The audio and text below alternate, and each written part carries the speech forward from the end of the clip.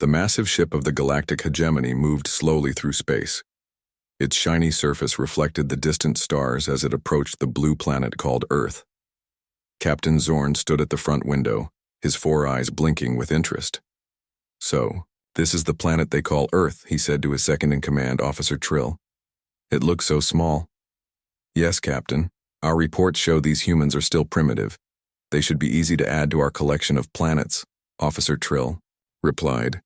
Her skin changed from blue to green, showing her excitement for an easy mission. Captain Zorn nodded. The Galactic hegemony had taken over 37 planets already.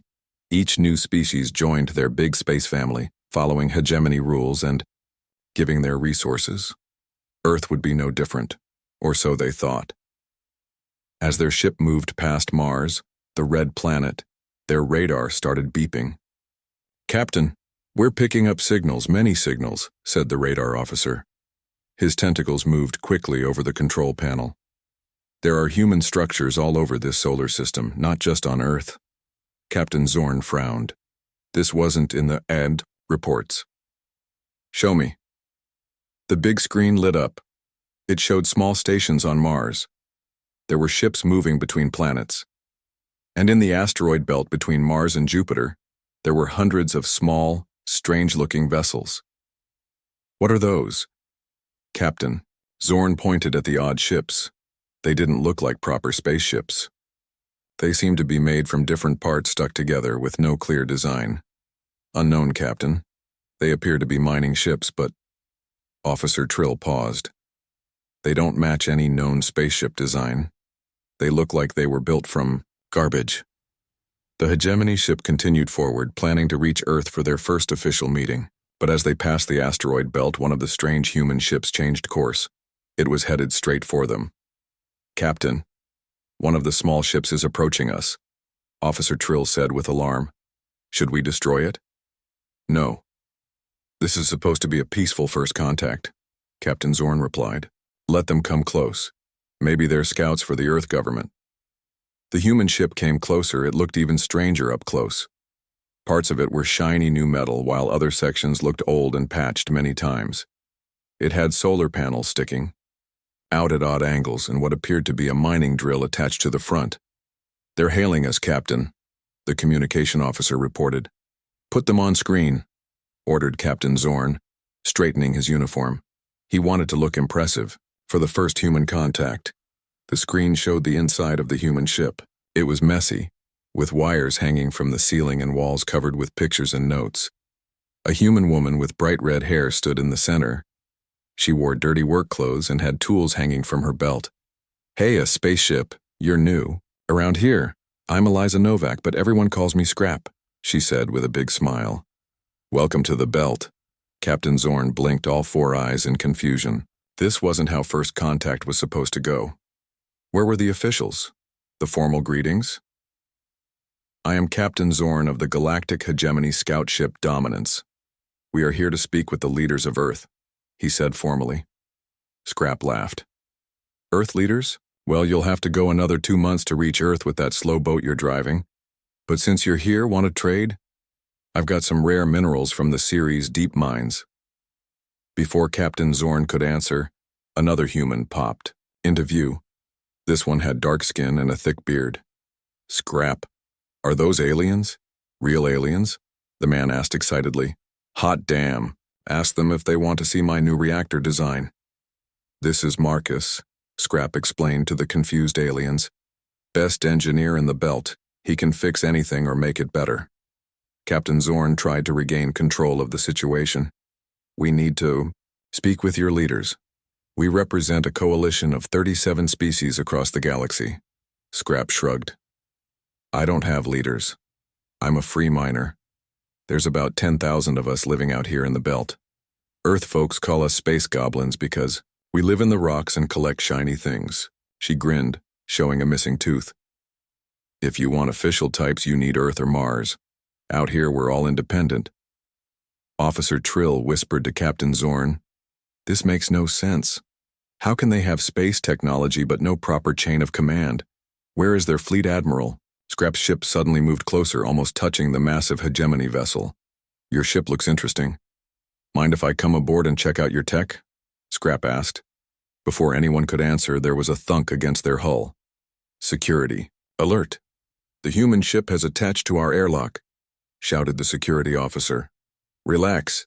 Scrap's voice came through the speakers. I'm just using my universal docking tube. Marcus designed it to fit any ship type. We'll be clean, promise. Captain Zorn was speechless. In 300 years of hegemony exploration, no species had ever just invited themselves aboard before formal relations were established. 5 minutes later, Scrap and Marcus were walking around the hegemony bridge, touching equipment and asking endless questions. The hegemony crew stood frozen in shock. This navigation system is neat, but it's way too complicated, Marcus said, looking under a console. You could reduce the power consumption by half if you rewired it like the Jupiter stations. Scrap was already typing on one of their computers. Your data encryption is interesting, different from ours. Mind if I download some to study? I love learning new systems. Stop that immediately. Captain Zorn finally found his voice. You cannot access our systems without permission.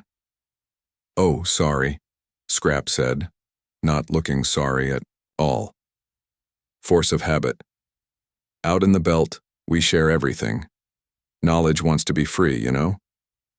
That's not how the hegemony works, Officer Trill said sternly. All information and technology is controlled by the proper authorities. Marcus, and Scrap looked at each other, then burst out laughing.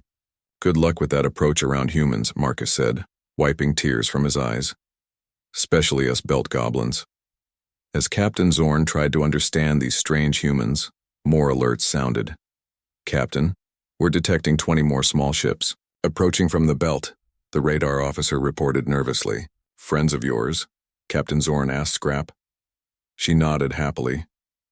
I sent out a message that friendly aliens were here. Everyone wants to meet you and see your cool ship. Captain Zorn collapsed into his command chair. The hegemony had expected to find a simple, primitive species ready to join their ordered galactic society.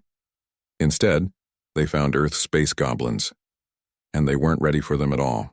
1 week after the unexpected first contact with the space goblins, Captain Zorn sat in a meeting room on the hegemony ship. His head hurt.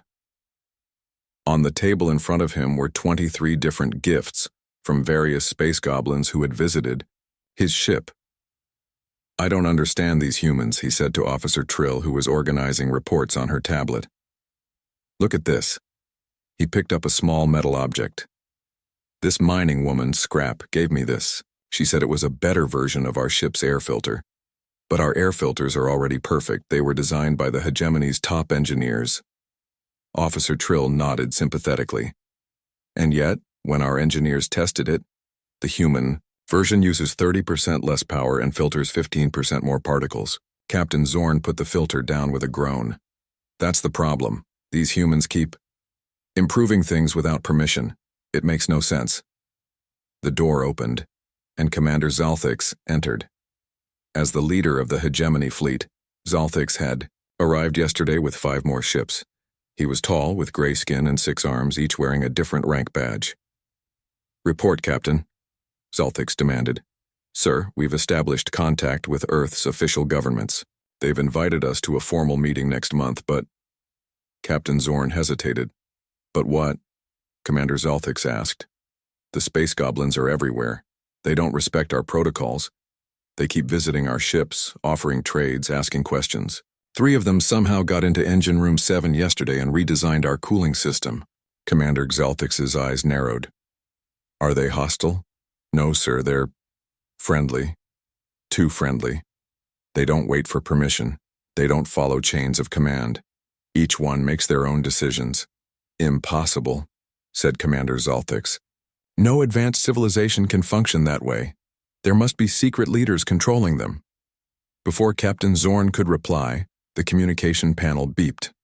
Incoming call from the human space station Sierra 9, announced the ship's computer. Put it through, ordered Commander Zalthix, straightening his uniform. The screen showed a clean office with Earth flags on the wall. A human man in a formal suit smiled at them. Greetings, Commander Zalthix. I am Director Chen of the Earth Space Agency. We look forward to our official meeting next month. I wanted to check if you received our official protocol documents. Yes, Director Chen. Commander Zalthik started to reply but was interrupted when the door behind Director Chen burst open.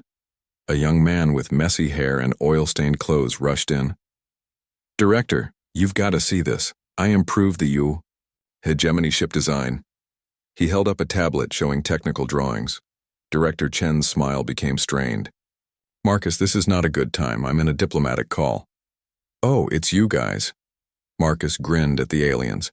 Remember me? From the asteroid belt? I've been studying your ship designs from the scans we took. Your engines are good, but if you reconfigure the plasma flow like this. He started explaining complex technical details. Commander Zalthix looked shocked. You have unauthorized scans of our ships? That's a security violation. Director Chen tried to regain control. Please. Forgive Marcus. He's one of our consultants. He doesn't represent Earth officially. But I fixed their design, Marcus insisted. Look, their current engine configuration wastes energy. If they just... Marcus, please leave. Director Chen pointed at the... Marcus shrugged. Fine, but I already shared the improved designs with the Belt community. Scrap said she's building a prototype. After Marcus left, Director Chen apologized profusely. I'm very sorry, Commander. The space goblins are difficult to control. Why do you allow such disorder? Commander Zalthix demanded. These individuals should have proper supervision. Director. Chen sighed. It's complicated. The Belt miners are independent. They were the first humans to live permanently in space. They developed their own culture out there, one that values freedom and innovation above all else. They don't recognize authority the same way we do. After the call ended, Commander Zalthix looked disturbed. This is worse than I thought. A species that allows individuals to act without proper oversight is dangerous and unpredictable. Sir, Captain Zorn said hesitantly, there's something else. Some of our crew members seem interested in the human way of doing things. Explain, Commander Zalthix demanded. 3 junior engineers requested permission to visit the human mining stations. They said they wanted to exchange ideas. And yesterday I found Science Officer Vex talking with Scrap for 4 hours about something called open source technology. Commander Zalthix's face darkened. This is unacceptable. These humans are a contaminating influence. Their chaotic approach to civilization cannot be allowed to spread. The next day, a fleet meeting was called. All ship captains gathered to discuss the human situation. The space. Goblins represent a unique threat, Commander Zalthix explained, not through violence but through disorder. They don't respect authority or proper procedures. He showed images of the asteroid belt with its thousands of small, independently operated human ships and stations. Look at how they live. No uniform. Design, no central planning. Each one builds whatever they want, however they want. It's madness, Captain Zorn spoke up. But sir, they survive in harsh conditions with minimal resources. Their adaptability is impressive. Commander Zalthix glared at him. Their society is flawed. The hegemony has existed for 10,000 years because we maintain order. Everyone knows their place and follows the rules. These humans... He pointed at an image of a space goblin ship made from mismatched parts. They make up their own rules. We cannot allow such chaos to spread. The meeting was interrupted when a junior officer rushed in. Sir, urgent news. The human called Marcus Wong has published complete technical specifications of our ships on something called the Belt Network. What? Commander Zalthix shouted. How did he get that information? He said he figured it out from looking at our ships, and he's added what he calls suggested improvements to every major system. Commander Zalthix slammed his fist on the table. This is an act of aggression. These humans are too dangerous. They must be controlled. As the commanders argued about how to respond, Captain Zorn looked out the window at the distant lights of the human mining stations. The space goblins confused him. They followed no rules, had no proper hierarchy, and yet they thrived in the harshest environment humans had ever settled. For the first time in his career, Captain Zorn wondered if the hegemony's way was the only way. This thought troubled him deeply. Such questions were never asked in the hegemony. But then again, they had never encountered humans before. Commander Zalthik stood in the war room of his flagship, looking at the large display screen. It showed the asteroid belt between Mars and Jupiter, with thousands of small dots representing the human mining operations. "The time for diplomacy is over," he announced to the gathered hegemony officers. "These space goblins are a threat to galactic order. They must be controlled." Captain Zorn looked concerned. "Sir, the official Earth governments have requested more time for negotiations. The Earth governments cannot even control their own people," Commander Zalthix replied sharply. "We will establish order ourselves. Beginning today, we declare the asteroid belt a restricted zone. All mining operations must be registered and approved by hegemony authorities." The plan seemed simple. The hegemony had 50 warships, each bigger than the largest human vessel. They would set up checkpoints throughout the asteroid belt and require all human miners to register their ships, resources, and movements. 2 days later, Commander Zalthix received the first reports. "What do you mean, none have registered?" he demanded, his gray skin turning dark with anger. "Sir," a junior officer reported nervously, "we've announced the new regulations on all frequencies, but the human miners are ignoring our checkpoints. They're simply going around them." "Impossible. The belt is too crowded to navigate without using the main transit lanes. Sir, the humans are using small paths between asteroids, routes too narrow for our ships. Our sensors can't track them through the dense rock fields." Commander Zalthik slammed his fist on the table. "Then we'll seize their main mining operations. Prepare the fleet." The hegemony warship surrounded Ceres, the largest object in the asteroid belt and home to the biggest human mining operation. Commander Zalthik sent an ultimatum: surrender the facility or face destruction.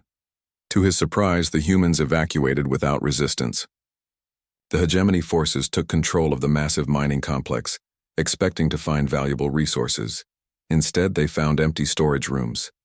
"Sir," reported Security Officer Vex, "the ore containers are filled with rocks painted to look like rare minerals. The real resources are gone." Commander Zalthix couldn't believe it. "But our scans showed valuable metals here just days ago." "It appears the humans moved everything before we arrived," Officer Vex explained. "And they left this behind." She handed him a small communication device. When activated, it showed a hologram of Scrap, grinning widely. "Hey, Commander. Sorry about the empty mine. We needed those resources for our projects. No hard feelings, okay? If you wanted to trade, you could have just asked nicely." Over the next few weeks, the hegemony tried repeatedly to control the asteroid belt. They set up blockades, captured mining ships, and established bases on key asteroids. But the space goblins were like water flowing through fingers, impossible to hold. When the hegemony blocked one mining area, the humans simply moved to another. When they captured human ships, they found them empty, operated remotely or abandoned just before capture. When they established bases on resource-rich asteroids, they discovered the best minerals had already been extracted through small tunnels drilled from the other side. On the hegemony flagship, Commander Zalthix faced increasing frustration. "How are they doing this?" he demanded during a strategy meeting. "They have inferior ships, inferior weapons, and inferior numbers." Captain Zorn, who had spent the most time studying the space goblins, spoke carefully. "Sir, I believe their strength comes from their adaptability. They don't fight like a traditional force." "Explain," Commander Zalthix ordered. "The Belt humans have lived in space for generations with minimal resources. They've learned to survive by being clever, not powerful. Each individual makes their own decisions based on local conditions, allowing them to react faster than our centralized command structure." Commander Zalthix frowned. "That's not how proper warfare works." "No, sir, it's not," Captain Zorn agreed.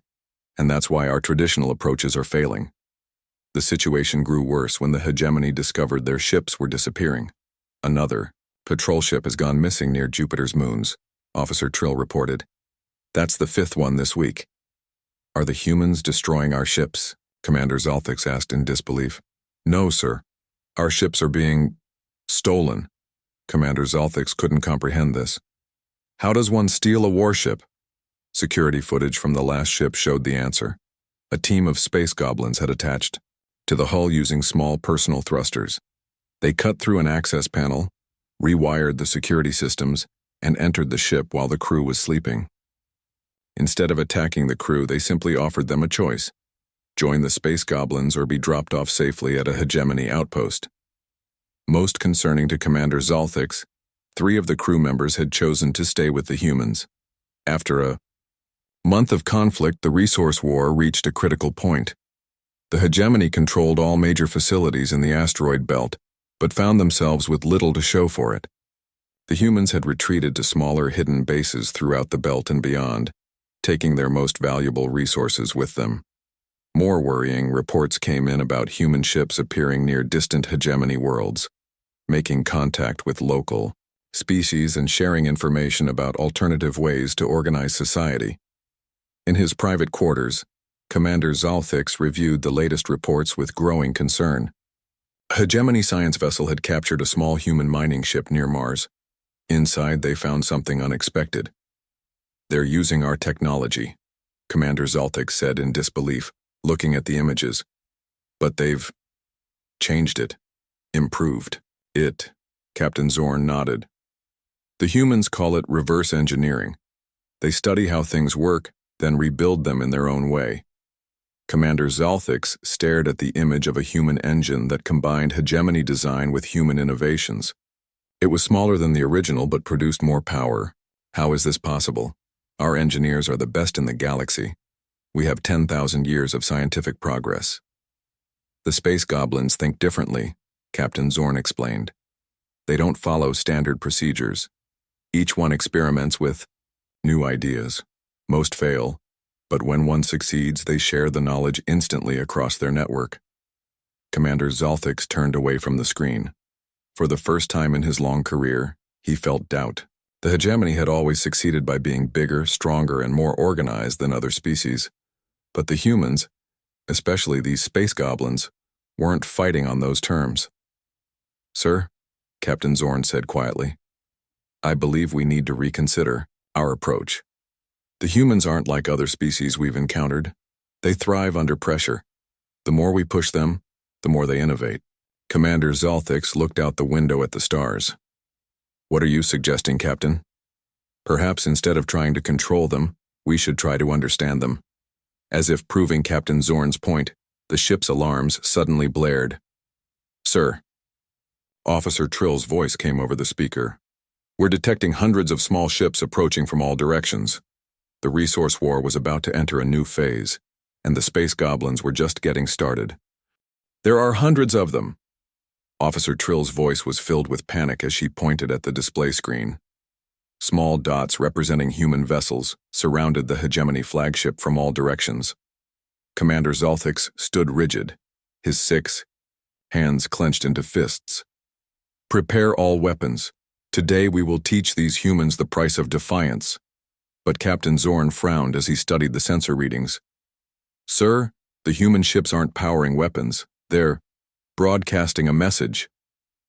"Put it on screen," Commander Zalthix ordered. The main screen lit up, showing Scrap's smiling face. Behind her stood dozens of other space goblins of all shapes and sizes. "Heya, Commander." Scrap waved cheerfully. "No need for shooting. We're here with a peace offering. We've been studying your culture and realized we got off on the wrong foot. So we're inviting your entire crew to a party. We've got food, drinks, music, and we'd love to show you how we live in the belt. No tricks, just friendly chat between space neighbors." Commander Zalthix stared at the screen in disbelief. "This is absurd. They surround our fleet with hundreds of ships to invite us to a party?" Captain Zorn couldn't help but smile slightly. "It seems so, sir. Reject this ridiculous offer immediately," Commander Zalthix ordered. But before Captain Zorn could respond, Officer Trill spoke up. "Sir, we're receiving reports from all ships in our fleet. Many crew members are interested in accepting the invitation." Commander Zalthix's eyes widened. "What?" "Especially the younger officers and the science teams," Officer Trill continued. "They want to see how the humans live and operate their technology." Commander Zalthix paced the bridge, his mind racing. This situation was unprecedented. In the Quizio hegemony, orders were followed without question.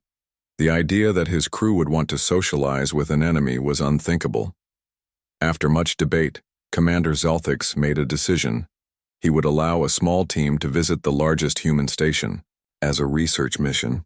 They would study these strange humans up close, learning their weaknesses. What the hegemony didn't realize was that this was exactly what the space goblins wanted.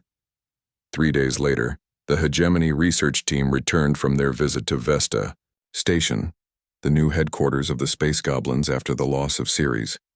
Captain Zorn led the team, accompanied by 20 officers specializing in various scientific fields. "Report," Commander Zalthix demanded as they assembled in the briefing room. Captain Zorn looked uncomfortable. "Sir, the human station was not what we expected." "Explain." "It's chaotic by our standards, but it works. Each section is built differently, reflecting the personality of its builder.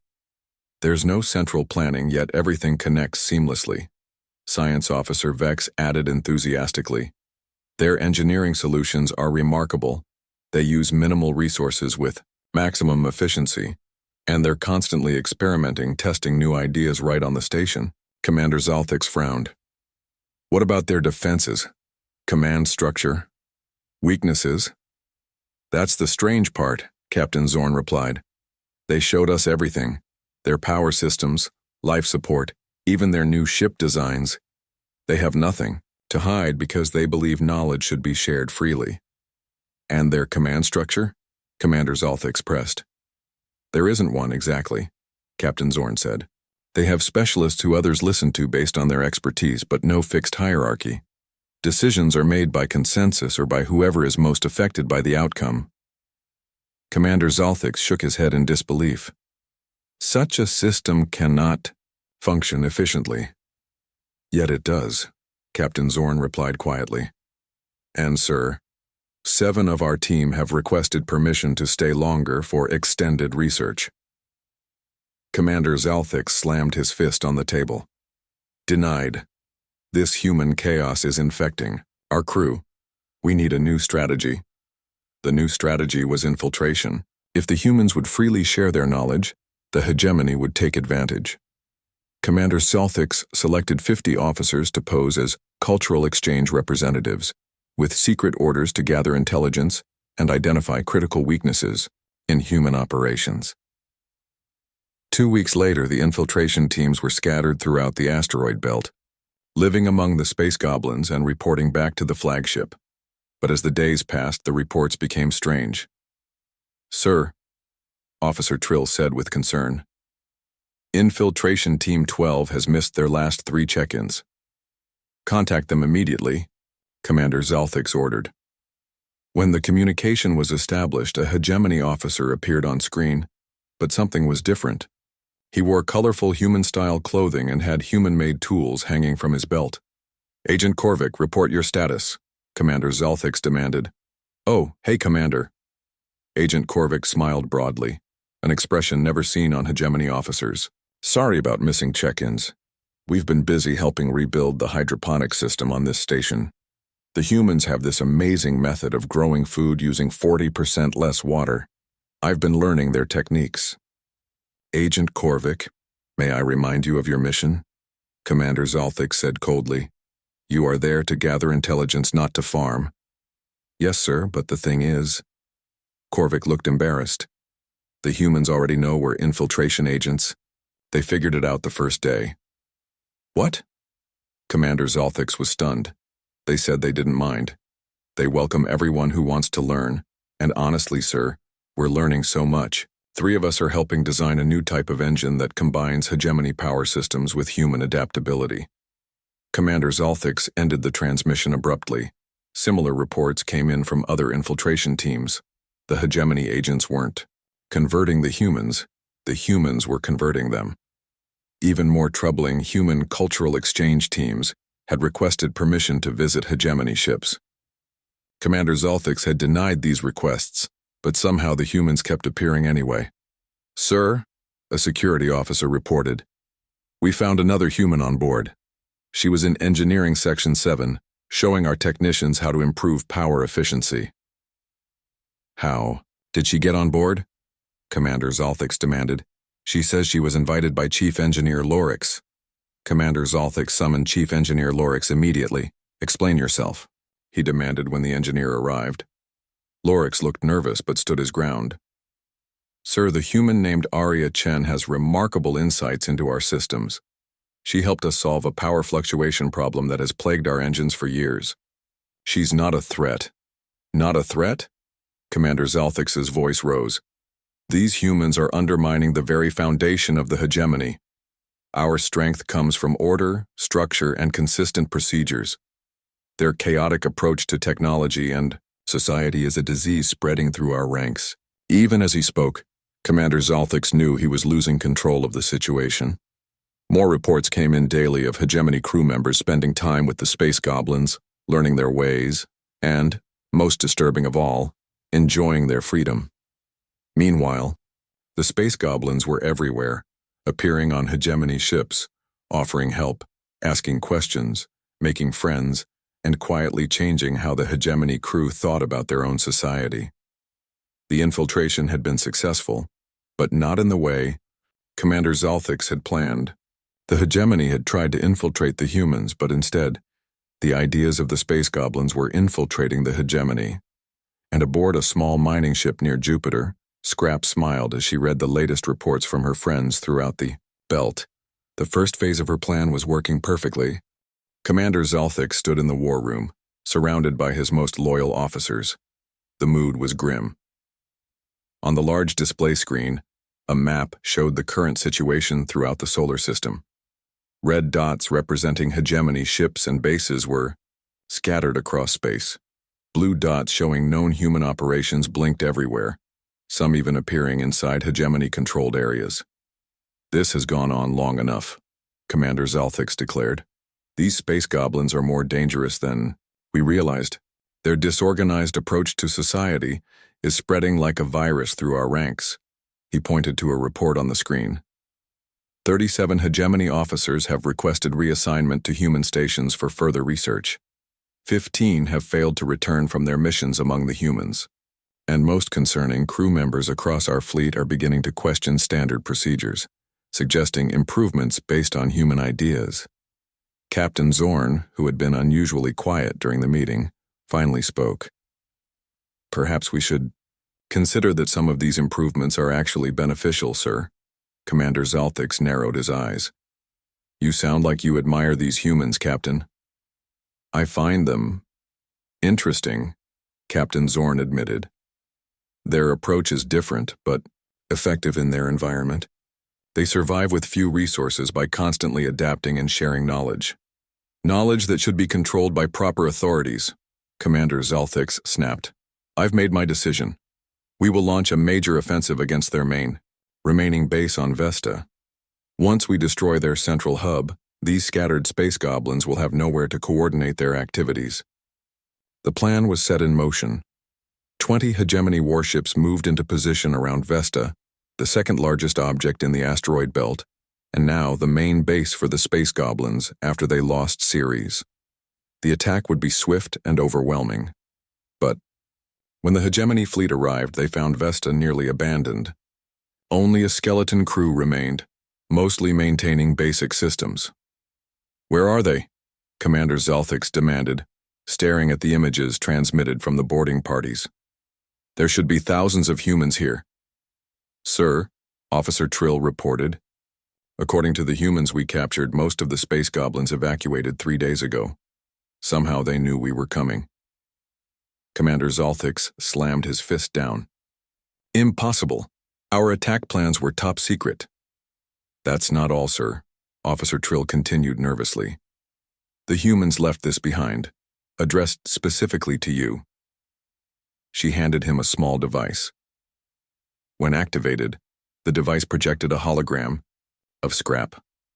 She wore a mechanic's coverall covered in tool pockets and had a smudge of grease on her cheek. Hey, Commander. Sorry we had to leave before your big attack. Thanks for the heads up, by the way. Your encrypted communications are pretty good, but Marcus figured out how to decode them last week. We've been listening to all your chats, Commander. Zalthix's face darkened with rage. Scrap's hologram continued cheerfully. Anyway, we decided fighting isn't really our style. We're more about building things than breaking them. So we've spread out across the solar system, and a bit beyond, actually. You'll find us pretty much everywhere now. As if to prove her point, alarms suddenly blared across the hegemony fleet. Sir, a communications officer called out. We're detecting unauthorized transmissions from our own ships. What transmissions? Commander Zalthix demanded. It's all our technical data, sir. Ship designs, weapons specifications, security protocols, everything is being broadcast on an open channel. Commander Zalthix couldn't believe what he was hearing. Shut it down immediately. We're trying, sir, but the transmission is coming from multiple sources on each ship. It's like our systems have been reprogrammed from the inside. The hologram of Scrap grinned. Oh, that would be our little gift to you. See, while you were busy planning your big attack, we were making friends with your crew members. Turns out, lots of them think the hegemony keeps too many secrets. So we created a little program that's sharing all that classified information with everyone.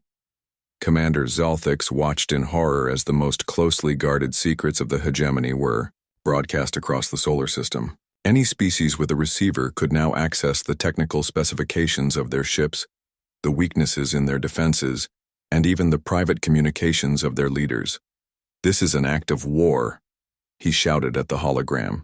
Scrap shook her. Edna, we call it the Goblin Network, free information for everyone. It's how we've always done things in the belt. Knowledge wants to be free, Commander. Keeping it locked up just slows everyone down. Before Commander Zalthix could respond, the situation grew even worse. Sir, Officer Trill reported, her voice shaking. We're detecting hundreds of small ships approaching. They appear to be hegemony escape pods, modified with human technology. The small vessels swarmed around the hegemony fleet. Each one was a standard hegemony escape pod, but with added weapons, engines, and communication equipment cobbled together from human and alien technology. A new transmission came through, showing Marcus Wong sitting in what appeared to be the cockpit of one of these hybrid ships. Like our new fleet, Commander? He asked with a grin. We call them Goblin fighters. Your escape pods are really well built, but they were missing some important features. We fixed that. Commander Zalthix was speechless with rage. These humans had taken hegemony technology, improved it, and were now using it against them.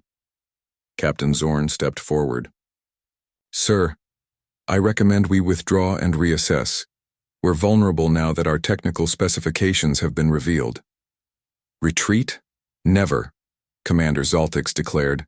We will destroy these impudent humans and their stolen ships. But before he could give the order to attack, yet another alarm sounded. Sir, a weapons officer reported. Our weapon systems are not responding. They've been locked out. Similar reports flooded in from across the fleet. Weapons, engines, even life support systems were being controlled remotely through back doors that the space goblins had apparently installed during their friendly visits. Commander Zalthix slumped into his chair, finally understanding the full extent of what had happened. The hegemony had never faced an enemy like this before. The space goblins hadn't fought them directly.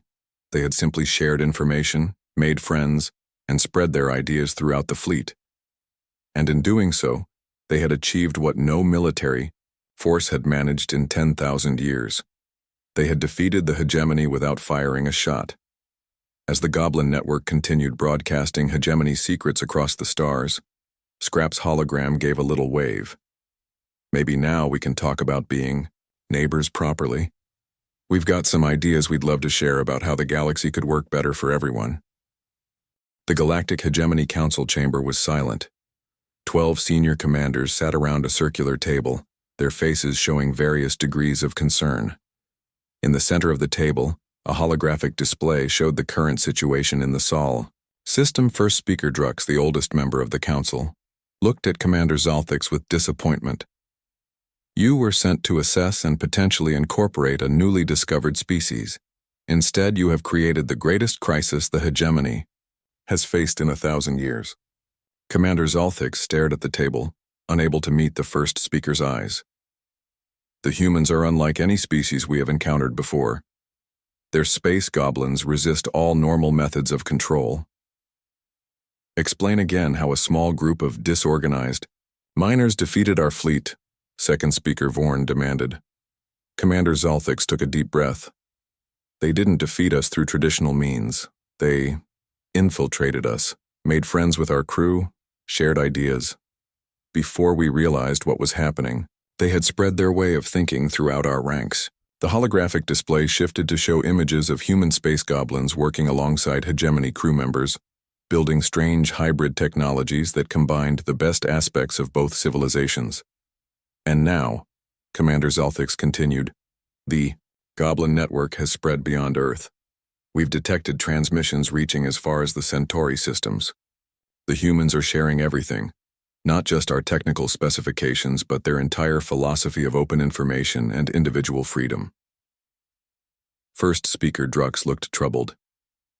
Our reports indicate that several client species in nearby systems have begun questioning hegemony protocols. They're requesting more autonomy in their local affairs.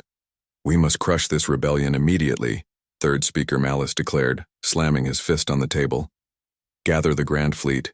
We will destroy these humans and any who have been contaminated by their ideas. Before anyone could respond, the chamber's communication system chimed. Incoming transmission, announced the computer. Source, Sol system, human identification. Reject it, third speaker Malice ordered. Wait, first speaker Drux said. Let us hear what they have to say. The main screen lit up, showing not one face but dozens. Humans of different ages, appearances, and dress styles were crowded together, with Scrap standing in the middle. Heya, council members. Scrap waved cheerfully.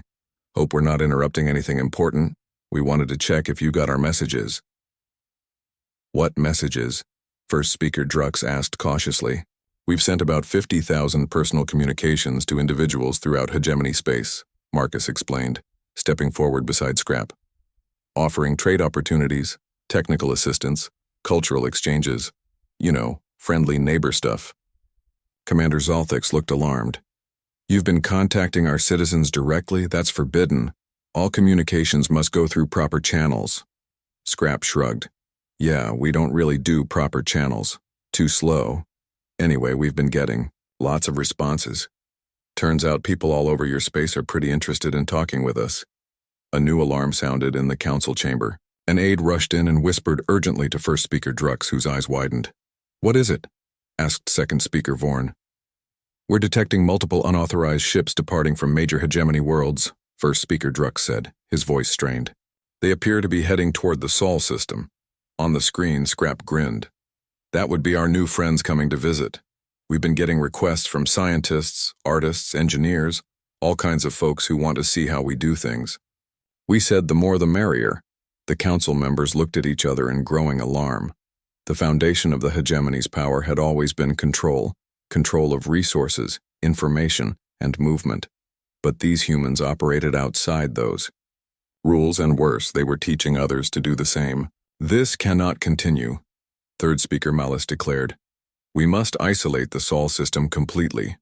No communications, no travel in or out. I don't think that's possible anymore, Commander Zalthix said quietly. The Goblin network has already spread too far, and even our own crew members are, he hesitated, questioning orders. As if on cue, the council chamber doors opened. Captain Zorn entered, escorting a delegation of humans and hegemony officers. What is the meaning of this? First speaker Drux demanded. How dare you interrupt a council meeting? Captain Zorn stepped forward. Honorable Council, I bring representatives from what we're calling the Sol Accord, a new proposal for relationship between the hegemony and Earth. A human woman in formal diplomatic attire stepped forward. I am Ambassador Chen from Earth Central Government. These space goblins, she gestured to Scrap and the others, are unconventional, but they're also the most innovative minds humanity has produced. We propose a new kind of relationship, not based on control, but on exchange. For the next hour, the council listened in stunned silence as humans and supportive hegemony officers outlined their vision. Open borders, free exchange of information, and technology, local autonomy for all species, and a new council that would coordinate rather than control. This would mean the end of the hegemony as we know it, third speaker Malice said when they finished. Or its evolution into something better, Captain Zorn suggested. First speaker Drux studied the faces before him, the eager humans, the hopeful hegemony officers who had been changed by their contact with Earth. Most troubling of all, he saw the excitement in the eyes of the younger council members. "We need time to consider this proposal," he said finally. "Of course," Ambassador Chen replied. "Take all the time you need. Meanwhile, the cultural exchanges will continue." After the delegation departed, the council erupted in argument. Some demanded immediate military action against Earth. Others urged caution, pointing out that the ideas of the space goblins had already spread too far to be contained. In the privacy of his quarters that evening, first speaker Drux reviewed the data one more time. Reports from throughout hegemony space showed the same pattern. Wherever the goblin network reached, people began to question, to experiment, to connect directly with others without going through official channels. The door chimed. "Enter." He called. A young aide entered, looking nervous. "Sir, I have the final analysis you requested." "And?" "The conclusion is clear, sir. We cannot defeat the humans through conventional means. Their strength isn't in their weapons or numbers, but in their ideas. The concept of individual freedom, of open information sharing, of decentralized innovation, these ideas spread like a virus," first speaker Drux finished. "Yes, sir, and there's something else." The aide hesitated. "My sister is one of the scientists who went to the Sol system. She sent me this." He placed a small device on the table. When activated, it showed a hologram of a young hegemony woman working alongside humans in what appeared to be a research lab. She looked happier than any hegemony citizen Drux had ever seen. "I'm not coming back," her message said. "For the first time in my life, I'm free to pursue my own ideas, to create without restrictions. The humans don't care about rank or protocol. They only care if something works. It's how science should be." After the aide left, first speaker Drux stood at his window looking out at the stars. In 10,000 years, the hegemony had encountered many species, but never one that challenged their fundamental way of life, until they met Earth's space goblins. The next day, the council made its decision. The Sol Accord was provisionally accepted, opening a new chapter in galactic history, one where humanity's chaotic, creative, freedom-loving approach would transform the stars. And throughout the galaxy, beings of all species repeated the phrase they had learned from their new human friends whenever something amazing happened. Humanity, fuck yeah.